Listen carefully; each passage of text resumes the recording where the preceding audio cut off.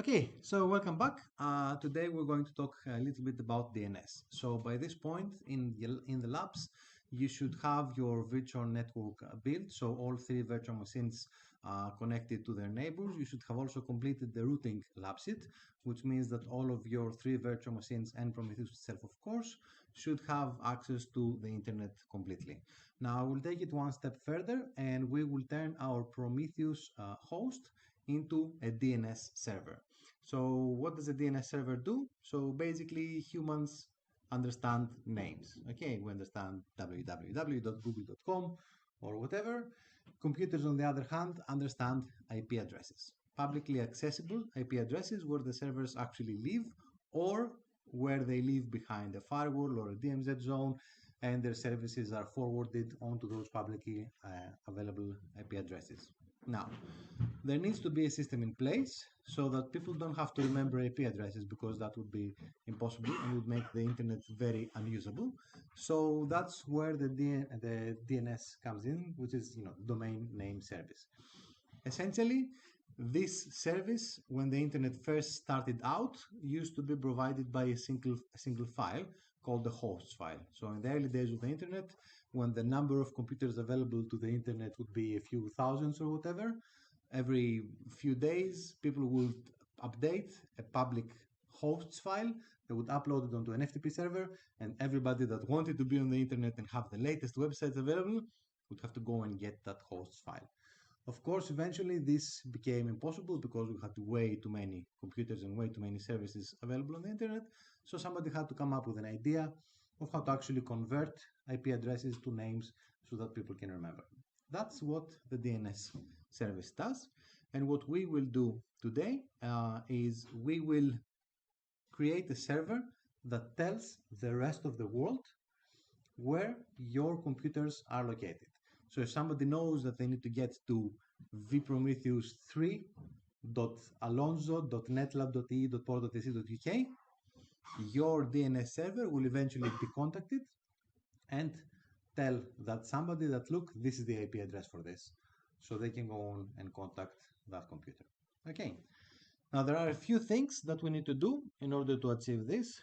The first thing that we need to make sure is that our IP addresses are correct, that our routing works so that all of our computers are publicly accessible from the outside world.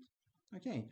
And secondly, we need to decide on a name for our computers. At the moment, all of your computers are called Prometheus NetLab port UK, which of course is a very bad idea because you cannot have multiple computers with the same name on a network. Okay, you would never be able to ping the correct one. So what we'll do is we'll differentiate our computers with the name of your actual physical computer, your actual physical PC. Okay, so whatever computer you're sitting on, it has a Formula One driver's name on it. You will see it on the bottom of your screen. Alonso, whatever it is, Hakkinen, Fittipaldi, doesn't matter. Okay, so the first thing that you'll need to do for this lab sheet is actually rename your Prometheus and all of the three virtual machines inside that.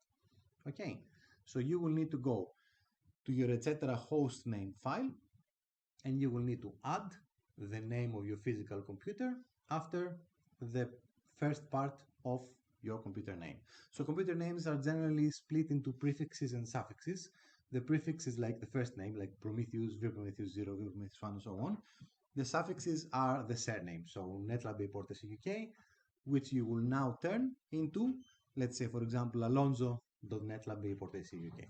All right, so you will add one more part to the suffix. This also means that you will add one more level into the DNS resolution of the network. What do I mean by saying one more level? It's those dots in the name. So the Prometheus dot basically means that it's the name of the computer, the prefix. Then all of the computers in the lab are NetLab port UK. This is because Columbus, our main router / server everything in the lab, is also a DNS server and is what we call the authoritative DNS server for the NetLab domain. So anything that has NetLab in its name belongs to a2.net. Okay. Beyond that, we have EE. So that stands for electronic engineering. 26 years ago when I was a student, that was there. Anyway, so we have another server on subnet 27, just beyond Columbus, which is called Lion, if I remember correctly. And that's the authoritative server for the EE domain. That EE domain, which is a remnant of the good old days, is basically handles everything on the second floor of Angle C building. Okay, A2net, A22, and A23 all have EEs in their names. All right. Beyond that, we have port. So that's University of Portsmouth. So the address of 148.197.8.12 that you might have seen in your labs somewhere, that's our university's DNS server. That's the authoritative domain name server for the port domain. Okay, so anything that belongs to University of Portsmouth will be managed by that server. Then we have AC, which belongs to JANET, which is the Joint Academic Network, which is the big ISP that provides internet to all of the universities in the UK. And then finally we have UK, which is the tier 1 ISP that handles all of the domains in the UK, whether they're commercial, private, or education, or whatever. Okay, so by adding this Alonso or whatever, we're building one more domain into this. So we need to create the authoritative server for the, I will just keep using Alonso as an example for this. Okay, so for the Alonso domain onto our systems. All right, so we need to build this authoritative server for this domain so that everybody that knows that they're looking for an address that has this part in their name, they need to eventually contact our DNS server for it. Everything we do on this lab sheet, well, apart from the host name changes, obviously, will need to happen on Prometheus itself. Okay, the virtual machines, you just need to rename them just as you need to rename Prometheus, and then just tell them to use the correct DNS server in order to get to the outside world, and just ping google.com or whatever, and then try to ping the virtual machines by name in there. Okay, so the only setting change that you need to make in those three virtual machines is the name of the computer, and you need to go to the network card settings or in the etc resolve.conf if you like doing things in a more manual way, and set the primary DNS server to be the IP address of your Prometheus host. Okay, so we're looking to Prometheus first for DNS resolution and then to Columbus for everything else. How do we install the software? It's extremely easy. You just do yum -y install bind and bind utils. Okay, so the software that does DNS in Linux is called bind. Right, so we need to install this, and a yum install will actually do it. And if you say -y, it will just automatically say yes to everything and completely manually do the installation from beginning to the end. Now, once you've installed this, there are lots of things to configure. The first item that you need to configure is the main configuration file for bind. That file is called named.conf, and it lives in /etc. That file looks like this.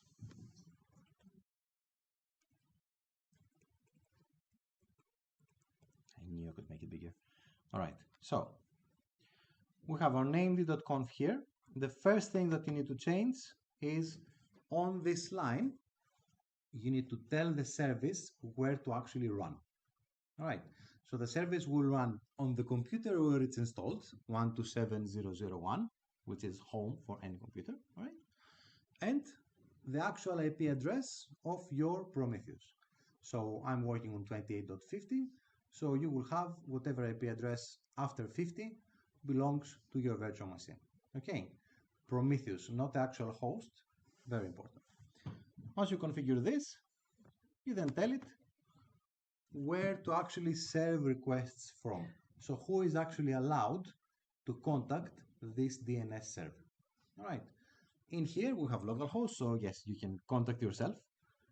We have 28.0/24, so any computer on the /24/28 subnet. So all of the computers in the lab should be able to access your DNS server, and you'll need this at the very end of the lab. And then we have 30.0, 31.0, 32.0. So this, you can do it with two different ways. You can either limit this just to your computer, and I would recommend that you do this to begin with. Okay, only allow DNS requests from yourself. So you need to put in your network address in there. So 30.0, 30.4, 16, 24, whatever you have, /30 behind it. It means that it will only work on that little segment of the network that belongs to you. Okay. Later on, when you're finished with everything and it works, so your virtual machines can ping themselves by name and you can ping Google by name from all of your virtual machines, you can open your DNS server to testing from other people in the lab.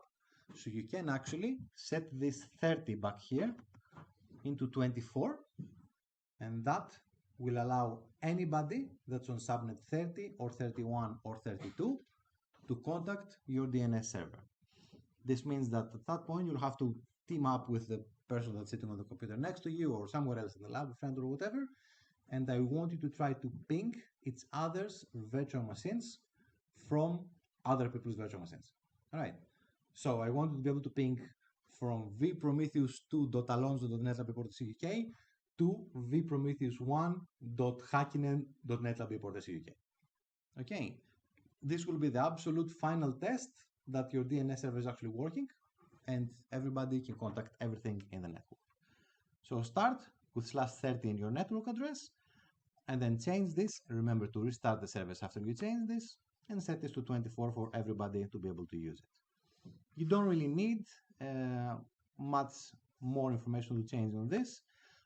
You will need to make sure that you declare the zones. So there are forward zones and there are reverse zones here as well. So you will need to make sure that in these statements you have the names of the name of your domain. So when I did this, well, I'm working on Shumi computer, so my domain was ShumiNet. All right. Type master and then name of the file. The name of the file here in the version of bind that we're using nowadays this year, and I've actually missed this, I should have changed this, is different.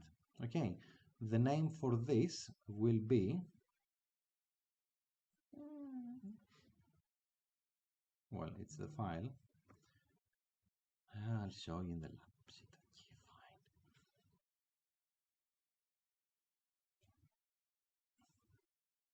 What's wrong with me today?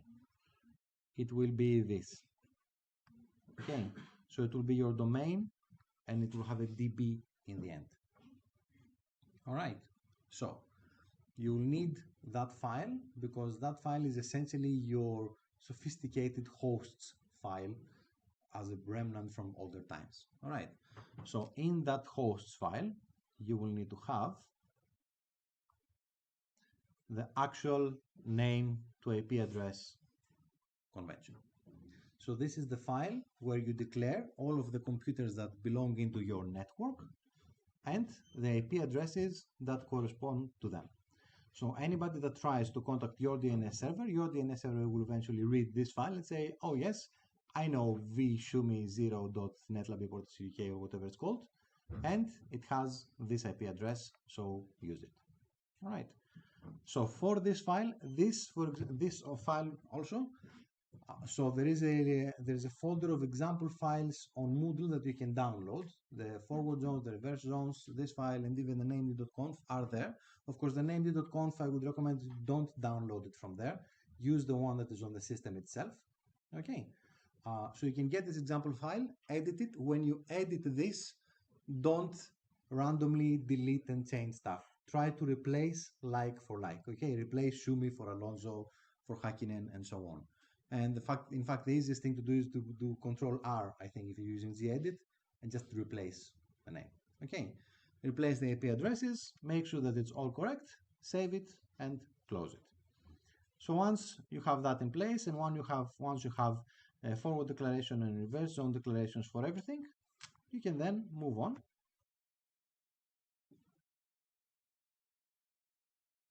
and go on to actually create the zone files. Again, examples of the zone files exist in that DNS utils folder, so download them and use them. Everything should live in var named, because named is a folder where the bind service keeps all of its configuration files. Okay. Put everything in there. Make sure that the names in all of the files are correct. You don't have any shumis left anymore. And basically set up and configure all of the addresses as you should in the configuration files. So once you have the configuration files completed, you can actually start the service and see if it runs. If it doesn't run, there is a command that you can use to run it in debug mode. Every year it takes me a while to remember what it is. It's named d-f-g-d1. So that will run your DNS server in a terminal. Okay. And if it runs, it will continue running and keep the terminal active. So you won't be able to run anything else. Also, any problems with it, they will show up when you run it there. 99% of the cases, if you do get a problem, it will be a permissions issue. So you need to change the permissions in the var named folder or in the var run folder and make sure that everything has enough permissions to run by the named user essentially on the system.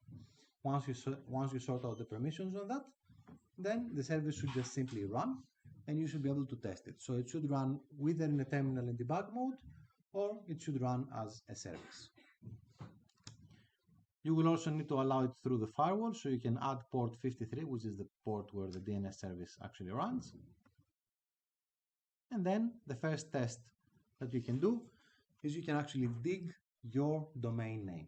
Okay, if you dig your domain name, that will basically look for any information that can be found on that domain, and then the correct response would be that you come back with something like this that says answer section is the IP address of your DNS server. Okay, so if you get this, it means that yes, it works, it's found it, and it's finding your DNS server as well.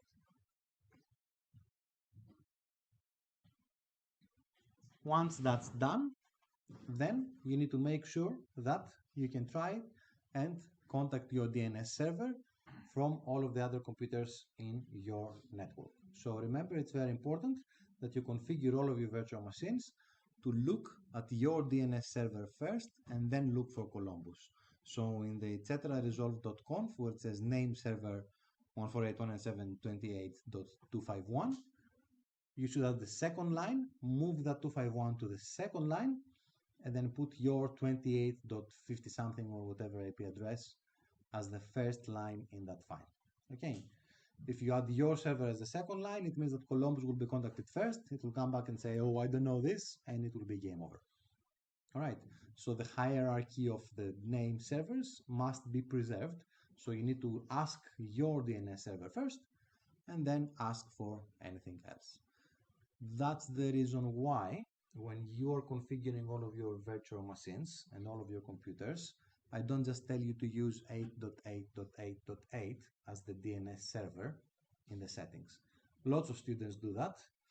Good luck pinging university computers that. Okay, so always use the DNS server that's closest to you. And you can notice this as well. Every ISP will have their own DNS server. So if you're connected to a Virgin Media or whatever, if you look at your router's settings, the outside settings, you'll see that the DNS server that Virgin is using is one of their DNS servers, so that you have access to all of other services online that are offered by Virgin Media themselves. So the way that this works is that your computer will ask your DNS server first. If it knows the answer, it will reply. If it doesn't know the answer, it will then, the query will be forwarded onto the next server up in the hierarchy.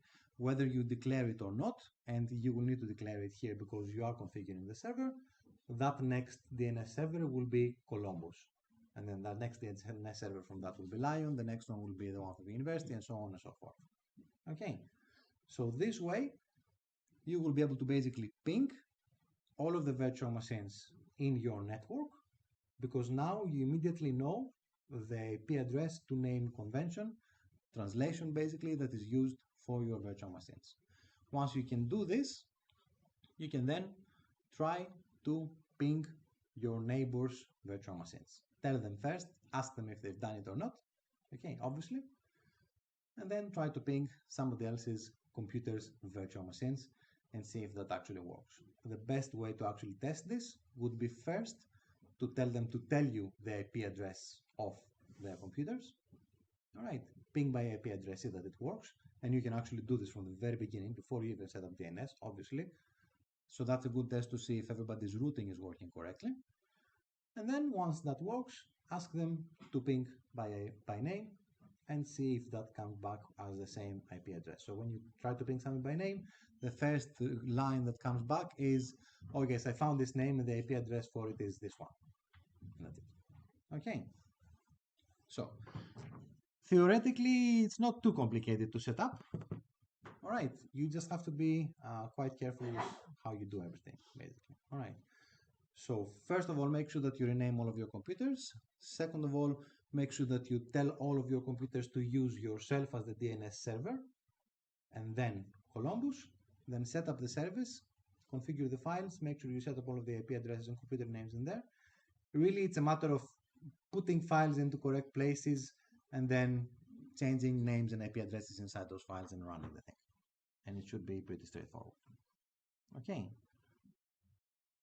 And that's it, really. It's not too much. Any questions about this? Has anybody attempted this lab sheet in the lab at all yet? I know there is one guy and he's not here today. Okay. It didn't work. Okay, that's fine.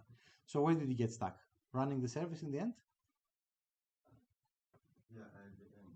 I don't know where. So yes, I will, I think I should probably include the running it in debug mode command in here, so that will help you troubleshoot it much better. So I think I will once we finish with this. So, okay, that's fine. Cool. Anything else? Yes. Domain name service is not open source, right? Actually, in some other cloud providers, like when we are developing an application, we get a very lengthy URL, like 90 to 100 words it will be. It's weird. So, in order to get a domain name, you usually have to pay for it. Yeah, Okay. However, there are some free services like DNS, for example, that will provide you with a free name. It will be something weird ending in .ca or .whatever, but it's fine. So you can actually get publicly accessible domain names, and you can, when you configure that service, tell them that, you know, the DNS server for this is this one, and DNS, for example, will provide DNS resolution for that. Okay, but generally, domains that you buy in order to use for the internet, especially for commercial purposes, like com, co.uk, whatever, org, you have to pay for them. You have to pay for the domains. You don't have to pay for the service itself. So there are a lot of DNS servers out there. Each operating system has their own. Windows have their own DNS server, and as long as you have a Windows server, you can configure the thing and use it for free. It's fine. But generally, the domains themselves is what you need to pay for. The service itself, no, it's generally free. If we want to customize that name, then we have to pay. Otherwise, we have to use. It depends on the provider.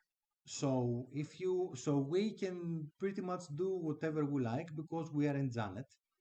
And even if we do propagate those names to the outside world, it doesn't really matter as long as we use a specific convention. So as long as everything is inside port AC UK and we have a DNS server for it, then that should be okay. If you're using a commercially available network like Virgin Media's or whatever, you can set up whatever domain names you want. Whether they will be accessible publicly or not will depend on whether you set up the DNS server correctly for it and where it belongs. So you can just discover your own domain name with your own extensions and use it. In all probability, it will be lost in obscurity somewhere within the ISP's network, and you won't be able to come out of it. It won't be publicly accessible. Okay, so it needs to be something that's relatively well publicly established for it to work, at least at the last parts of its suffix. Yes. So if you decided to use a domain name of vas.a.b.c.d.e, good luck. All right. So yes, there are some conventions that you need to use, and yes, for serious domain names you need to pay.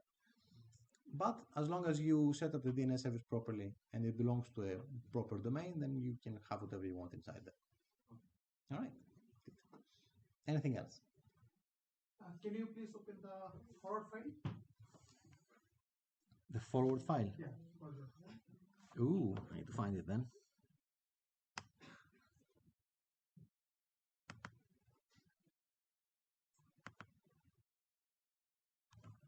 This one. These are the reverse. Which one? This one. Record, yeah. This one. Okay. Why you are using the Columbus name server for this one? Secondary. Yeah. For the secondary, do it need to? It's mandatory. So it will make things easier because this is the part. So that's a good question. So this is a part that will tell our DNS server that look, if you haven't found the name in yourself, so if you don't know this name, ask somebody else next to you. So that will be the next available server that will know the information about it. And of course, in here, the example is made differently. So probably I should update this example as well. So this should be something like prometheus.shumi.netlab.uk with, our current labs, current standards. Okay. Anything else? All right. Thank you very much.